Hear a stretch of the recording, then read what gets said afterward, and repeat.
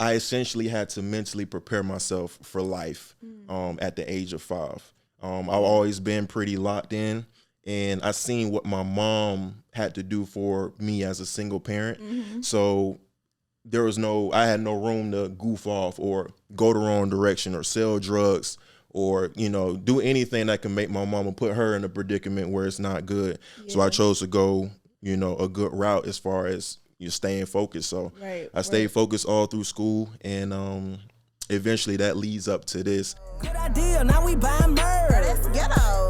Payment miss. Ooh, the ghetto. Say she quit. Ooh, the ghetto. Late on your rent. Rent is ghetto. New event. Ooh, the ghetto. Invoice in. That ain't ghetto. Money spin. Oh, that's ghetto.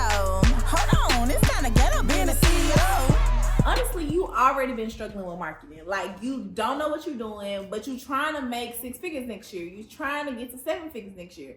You honestly need to be in the school of marketing. Not because, I'm just trying to tell you to do this, but because you actually need to be learning how to master your marketing. In the first 7 days, we've had people to actually increase in their content. In the school of marketing, we help you perfect your launch process. So you're not just dropping stuff out of the blue. You actually have a launch process. So listen, I want you to join the school of marketing, not only so you can get more leads, not only so you can get better at content, not only so you can get better at launches, but that you can make more money. Am I going to see you inside? Welcome back to another episode of the Ghetto CEO Podcast, where we talk about all things being a CEO, because y'all, honestly, being a CEO is ghetto as fuck, but nobody ever talks about it. They don't talk about the highs. They only talk about the highs. They don't talk about the lows. They don't talk about the mental anguish and all the things that we go through as a CEO. But that is what we do here at the Ghetto CEO Podcast. And so I bring you guys real CEOs that want to tell you their stories, because we all have a Ghetto CEO story. I know you're thinking about when okay, but listen, make sure you comment, you like, you subscribe, you also leave us a review so we know that you are loving this podcast. But today is no different. I am going to bring you a CEO that's ready to come to the couch and be honest and transparent about what this journey actually took, how they were able to get here, and how they're going to motivate you to get to the next level. So welcome to the couch. What's up, friend? What's up? You good? Yes, are you good? I'm good. I appreciate you. Listen, this is about to be good. It is. I am excited. So tell them who you are. But listen, you can't give us the regular spiel. Can you drop us a hot 15, like a little quick rap right quick to tell us who you are? You got some bars in you? I got one. Okay, let's see. Check me out. All right. My name is Torrey. Yeah. I got a quick story. Yeah. We on the podcast. Okay. We gonna tell the truth and laugh. Yeah. That's all you get for free. That's all you get for free. Not too much. I love it. All right, Torrey, tell them who you are and what you have accomplished in your business. So my name is Torrey C. Butler. I'm a 2-time award-winning author, and I'm the founder and CEO of Scribble. Yes. So Scribble is a social networking service to where we are designed to connect authors, writers, and creative minds, all for the purpose of networking. I love it. So, and I think building a community as an entrepreneur is so important. And I think people forget that community is really the cheat code. You know what I mean? Like, if you don't have people to push you to go further, then you're not gonna do it. Let's be honest. We get up and get cute every day because we seen Keisha down the street getting cute. You know what I mean? So what made you just like, I need to create a network and bring authors together to develop this? So I'm going to rewind to the past because that kind of help us, in today. So I was born in Miami and I moved to Atlanta when I was 5. Okay. But story twist, my mom is Bahamian. So, you hear a lot about island people, Jamaica. Shout out to the Bahamians. We don't get enough love. Shout out to the 242. Right. But my mom was born and raised in the Bahamas. And like a lot of people in that Caribbean chain, they come to the States because there's not a lot of jobs and opportunities there on the island. Okay. So she was no different. So she came there in the 90s. And then she had me with my dad at the time. So when I was born, we spent 5 years in Miami. Mm-hmm. We left Miami because of this. My mom got home and she found a note sitting on the floor. She picked it up as we was walking in and she read it, and there was a death note saying that whoever he owed money to, they were going to kill her, kill me, and kill my grandmother, who was still alive at the time. Wow. So my mom took no chances, and she got in the car She put me in the car and we left. We was in our 1995 Geo Prism. It was like a clown car. Yeah. But we got in there and we left. Now, when I say we left, like, we ain't leave to go up the street to, you know, grandma's house or nothing like that. Like, mind you, my mom's from the island, so all my family is back home on the island. Right. So when we left just with nowhere to go. Like, we legit left. So we started the drive, and we ended up in a few places before, like, officially coming to Atlanta. But on the way there, I experienced, you know, homelessness, sleeping in cars, and this is all at the age of 5. Yeah. Stuff that's not normal to a child, but, you know, certain things that I had to endure and then deal with. Not only that, and there was a thing at the time where people will open their homes up, or it's like Airbnb, legal not, but people will open their homes up while they stayed there, and it was more so for people in need of homes. Yeah. So we did that a lot of times. Stayed with random people. You know, again, we left all for that safety reason. So eventually we got to Atlanta. Actually, right up there, Torrey Boulevard. That was the first apartments we stayed in. It was called Summer Wind at the time. Not sure what it's called now. But all that leading up to this point, I essentially had to mentally prepare myself for life at the age of 5. I've always been pretty locked in, and I seen what my mom had to do for me as a single parent. So I had no room to goof off or go the wrong direction or sell drugs or, you know, do anything that can make my mama put her in a predicament where it's not good. So I chose to go, you know, a good route as far as you staying focused. So I stayed focused all through school, and eventually that leads up to this. Because I'm so focused and headstrong, when I wrote my book, Where Do I Go From Here? That was my first book I published in 2020. And 6 months after I published it, I thought to myself, damn, this process is kind of weird. Like, how do you start to write a book? Like, where do you go? You know, and those are all of the questions that I had that I just kind of figured out myself. So again, 6 months after I published the book in 2021, I decided to do something about it. I was like, shit, ain't nobody thought about this yet? I guess I'll go ahead and do it. And the whole reason being to help people that come behind that have the same like questions that I had. So in 2021, I started the concept for Scribble. And in that, I was looking up companies. Mind you, I don't have a technical background at all. Right, because I was going to say that. It's already a thing to be in tech, right? Right. But to be black in tech is another thing. Yeah, you know what exactly. I mean? So, like, how are you combating that? It's tough, right? But I bring up that story to say I've always been focused. Like, I had no choice in life but to be focused. So anything I put my hands on is focused. So, Google was my best friend. Period. And then Experience was my other partner on this hand. Yeah. And just constantly falling, people not picking up my calls, people not answering emails, you know, all that stuff, right? 'Cause that's a part of the process. So anybody listening, do not stop because somebody did not respond to you. That is a part of the process. You keep going. Facts. And I think just even to piggyback off that, like, people don't realize that it's the law of averages. Like, you can't reach out to somebody, 10 people, and be like, oh, I'm going to get some responses. Now you got to reach out to 100. Right. Exactly. Like, you got to keep going. So I love that part of your journey. Exactly. So, you know, and to put it in context, like, you know, our best players in the NBA, they don't make the shots they make in the game because they didn't practice, right? They're in practice putting up 200, 300, 400 shots. Right. Not all of them are going in, right? Right.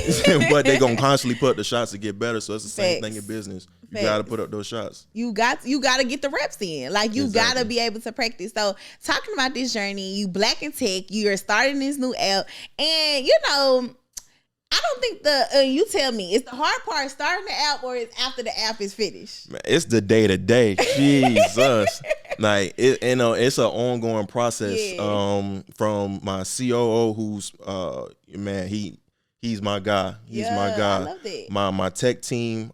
You know, it's like anything else. It has constant bugs and, you know, fixes, different things. You always gotta maintenance. Nah.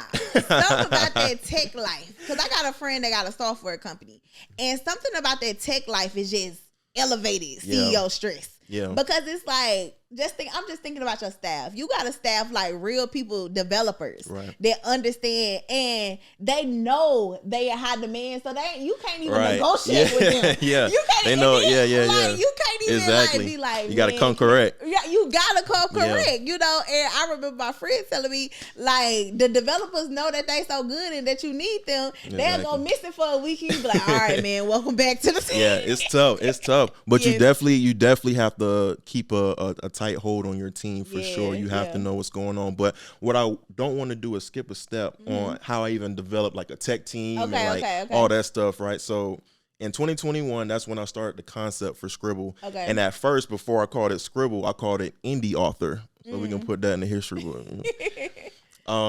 But then I felt like that was too much of a narrow, angle. And I want to encompass everybody. Like this is a global brand that I'm planning for. So I changed the name Indie Author to Scribble. And that's been our name since late 2021. I love it. So you started this app, and where are we today? Like what's happening now since you started in 2021, and then where are we going? Definitely. So after the concept, I started to go into production of putting the app together. How I did that was research. Honestly, I don't have at the time I didn't have a network of people around me that like knew this lane, because let's be honest, it's not a lane typically us as Black people go to. No. And especially as a CEO, so it's definitely challenging and figuring everything out by yourself. But I did that, and once I researched, I found the company that I thought was suitable, got them on the phone, and I'm not into monetary value. When I speak to somebody, I gotta feel you, one, and then two, you gotta have the same mindset that I have on my team. So I surround myself with people that believe in what I believe in more than I do, because as a CEO, I wake up sometimes like, I don't know how we gonna get it today. I honestly don't. Or I wake up and we got 4 or 5 emails from clients that are disappointed, or this is not working, I need a refund, this and that. So it's definitely a struggle every day. But that's why it's important to have people that believe in you even more than you do around you. So I have that, and because of that, that's why I have a team of 10 people now. So, again, I researched, found the tech team, and then they were on the same page as me. Got you. And that's why I signed on with them. So I brought them on, brought my CEO on, who actually went to school with me too, in college, and here we are today. So I love it. So right now, the app is live on the Google and App Store, and we have over 1,000 users. Okay. That's a huge accomplishment. We launched May 18th, and we have 1,000 users. So that lets me know that May 18th of this year. Of this year. Oh wow, yes. Of this year. Yes. So that lets me know that it works. Right. It works. We got some. We trying to go up like 3. Okay. No, I love it. And you even mentioned like you having a COO, right? And I think a lot of times people don't have foresight that they need help. Like, I need a partner in this. You know what I'm saying? Like, how did you develop, one, the ideology to find a COO, but also find the person that you could do life with? You know what I'm saying? It's like your wife. Yeah. Business, exactly. You know what I mean? Exactly. And that's tough. And it can get tricky because everybody wants to get paid, right? You're using my time, my services, wherever the case. Yeah. I need that bread. Right. But at the same time, when you find somebody that sees long term, like not just the now, but long term and what something could be, and they believe in it, hold them. Right. That's it right there. Right. So that's how I shop for people, honestly. If you believe in what I believe in and more than I believe in it, and you see the value, I'm going to take care of you. There's no issue. So that's how I was able to lock him in, and we've been on the road since. Have you been completely isolating yourself in business? Like, you don't have people that you could do this business with. Well, you need coworkers, and that is why we created the Entrepreneurs Coworkers Community. This allows you to be able to develop relationships with other people in your community. So in the Entrepreneurship Coworkers Community, we give you a quiz to find out who you are and what type of CEO you are. And in this quiz, you get to meet other CEOs that may be more creative or traditional or hybrid. We have these CEOs there for you. But even taking it up a notch, we have local chapters in your city, from Atlanta to Dallas to New York to Houston to Chicago, chapters in your city where we're actually linking up every single month to work together, linking up to go to brunch together, having fun together, doing community service outreach. Like, this is a section of our life where we can really co-work and mingle with other people.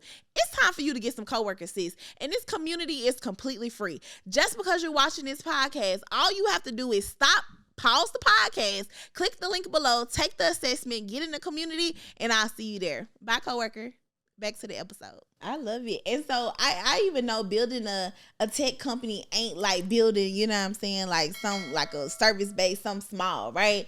Like, how did you find the funding? Like, are you venture back? Like how did you find the funding to build this big company? Yeah, and that goes back to what we talked about a little earlier, just never giving up. You know, when you don't get the emails or the callbacks or whatever the case is, that's not a position to stop. You got to keep going. So essentially, that's what happened to me. I reached out to, you know, venture capitalists and different investors, and I'm still left on red. Yeah. I'm still left on red. Hey, pull up. But, you know, you take that for what it is and you keep going. So essentially, I'm bootstrapped. I've done everything, and I've built this from the ground up. And, you know, it's still a day-to-day process. But from taking the idea in my head to turn it into something that's actually physical that you can download and see and play with and this, that, and the third, bootstrap style. Yeah, nah, it's not small at all. It takes a lot of grit. It takes a lot of grind. So as you say, running the day-to-day, it could be all kind of things going on. So when you think of the most ghettoest thing about being a CEO, what do you think about? Like, what's the first thing that comes to mind? Oh, man. It's I think the ghettoest thing is probably customer service. So I did 7 years in the military. Okay. Right? And in that, you find yourself like you're a retail person at times because you answer to a lot of higher ups. But you got to put your telemarketer voice on. Hey, how you doing? You need anything today? Yeah. All right. So I would say that, but it translates good with me because I've experienced that, like my military time, but definitely the customer service, because you have to essentially remember the customer always right. Like you have to, kind of form to them and what they need, or they leave you bad reviews, and bad reviews don't do nothing these days. So definitely that part is challenging for me, but luckily I have a team that helps me out. I love that. And I think, and going back to customer service, because as CEOs, we have a certain type of brain that works, right? Like we're very creative. We are visionaries. We want to create. I'm thinking about the bigger picture, right? Like I'm thinking about, this is what I want the app to look like. This is where I want people to see it. I want to walk into a Barnes & Noble and the app is everywhere. Like that's what I'm thinking about, right? I'm not thinking about the expectation of Sally 321 about what, you know what I'm saying? Like user 599. I think that's their username for real. That was like I'm not thinking about that. Like and sometimes in business you gotta like come out of that brain and like, okay, let me like see what you mean about when you click this button it didn't submit, so you was you know what I'm saying? Like, cause in your mind it's like I really want to stay in this visionary seat, but a lot of times I feel like in business, because we're staying there, we miss the small stuff, you know. So how did you develop the balance of being able to yo-yo, you know what I'm saying, go back and forth? And it's tough because when you're starting out, you are everything. Absolutely. You are your CEO, your COO, your marketer, your finance person, like all that. You are that yourself. But at a certain point, you'll see when it's time to bring someone on, or time to relieve yourself from a certain duty, because it definitely helps for sure. Like you said, to keep your eye on the prize, like the bigger picture. But I'm still doing. Not only am I doing CEO stuff, I'm doing marketing stuff. I'm answering emails at times when my team's not available or something like that. Like, so I'm still very much in the midst of doing a lot of stuff by myself, as well as keeping my CEO hat on. Like, making sure I can pay people, making sure that I got investors, making sure my long-term goals are being looked after, and just all kind of stuff. So definitely that's the process. It's a part of the process that people try to skip every time. They want the shortcut. They want the hacks. And that's not a thing. I tell you why, because I tried. There is none. I tried. No, but you definitely got to go through a process. You look at everything, even on earth, like to get a tree, that goes through a process. To grow flowers, that goes through a process. To make a diamond, that goes through a process in order to get where it is. So when we're in our journeys, you just got to remember, don't evade the process, because time is undefeated. Yeah, facts. And I think that a lot of people, when they think about this CEO journey, they're thinking about it and they're like, man, I'm struggling, or like, I done had to go to zero. I done had to empty my bank account, or I'm paying my rent late, or this is happening, or this is happening. And they feel like they're one-on-one. Right. And until they listen to this podcast and be like, nah, you one of many. Right, okay? Exactly. I see you. I'm with you. And I think people feel like that because, like we talked about earlier, the social media presence that gives off this easy going, like, entrepreneurship. You can just hop into it tomorrow, right, and you'll be a millionaire. Yeah. I think that's why a lot of people feel that way. And I hate that we talk like that. Right. You know what I'm saying? I hate, like, there's no wrong way or no it's not bad that we're striving to help people make millions of dollars. Mm-hmm. But it's not you know what I'm saying? It's not instant. It's something that it has to be developed. And honestly, at the end of the day, I can give you all the strategies. I can give you all the plays. I can tell you exactly what I did. But until it's your time, exactly, it's not going to happen. So talk to me about, like, what is, I guess, one of the biggest hardships that you've had to go through as a CEO? Really just understanding that the journey that I'm on is a road less taken. So my opportunity to be able to talk the same language to people that are specifically going through a process that I'm going through is limited. So with that, and then I'm Black, right? So not to say that has anything to do with anything, but if it does, it does. It is what it is. Yeah. People protect, what's theirs. Like, as far as infiltrating like a certain, market, right? Yeah. Like, who's this? Like, right. No, absolutely. And like, Black men and Black women in tech is not like a huge market. You know what I mean? Like, and also to be tech founders, and now you got to go into this other atmosphere because it's money out there, right? Like, it's money. These people, I always see tech valuations and they getting millions and billions of dollars every single day. You know what I'm saying? But we have great ideas too. Right. And we don't get the same opportunities to be able to get the same money and resources so we can be able to bring our ideas to market. Right. And that's why you just have to make it happen. Yeah. Like, it's not going to be pretty. It's not going to be pretty at all. But if you really are wanting to do it, and I mean, nothing can stop destiny. And I read something earlier, it said there's not a shortage of good ideas. There's a shortage of people that's willing to act on them. Facts. And I was just willing to act on this random thought that came in my head. Like, imagine me I think I was sitting down eating chicken. And then this idea came to me, like, start an app. Like, right. I'll have nothing to do with that space. I don't know where to even start or begin, but, that was laid on my heart. So I acted on it. And, a lot of things, you'll go far in places if you just act on things. I know a lot of people right now probably still stuck in naming a business. Come on.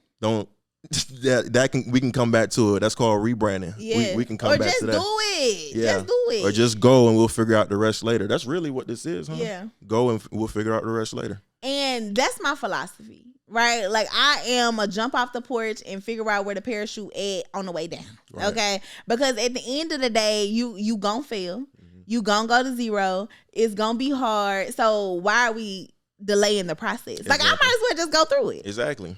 Yeah, ain't no way around it. No, there's no way around it. And so I love that you are telling this part of your journey because I think people need to know. And I also love that you're showing that we don't have to stay within the conventional businesses. We can have apps. We can own a tech company. We can do things and bring our ideas to life. Somebody's probably like, oh, I thought about that idea, but did you execute on it? Exactly. That's the only difference. Yep. How many times somebody done looked on TV be like, JoJo, I thought of that. Right. I know I thought of that. Right. They did it though, so that's the difference. Yeah. That is the difference. And I run a nonprofit too. It's called You Win, We Win. And I spoke to high school kids a few months ago, and I told them, this generation is huge on like streaming and all that good stuff. This internet success, which is fine. But I tell them, it's something else behind that, right?